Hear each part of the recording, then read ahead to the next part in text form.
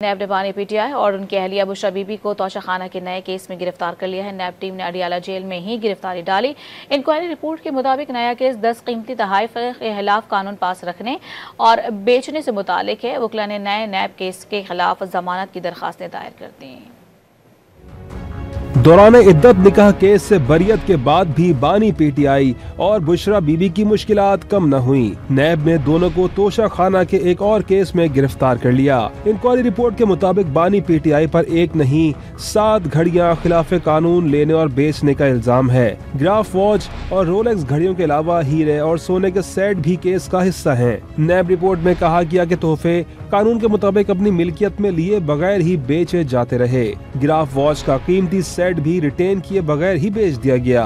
हर तोहफे को पहले रिपोर्ट करना और तोशाखाना में जमा करवाना लाजिम है। सिर्फ 30,000 रुपए तक की मालियत के तोहफे मुफ्त अपने पास रखे जा सकते हैं। नैब रिपोर्ट में कहा गया कि प्राइवेट तखमीना साज की मिली भगत से ग्राफ वॉच के खरीदार को फायदा पहुंचाया गया। तखमीना साज का तोशाखाना से ईएमएल आने से पहले ही घड़ी की कीमत 3 करोड़ रुपए कम लगाना मिली भगत का सबूत है। ग्राफ वॉच की कीमत 10 करोड़ 9,20,000 रुपए लगाई गई। 20% रकम यानी 2 करोड़ 1,78,000 रुपए सरकारी खजाने को दिए गए। वकला ने नैब की जानिब से दायर नए रेफरेंस में बानी पीटीआई और बुशरा बीबी की जमानत की दरख्वास्तें दायर कर दी, जिन पर अदालत ने नैब को 15 जुलाई के लिए नोटिस जारी कर दिए।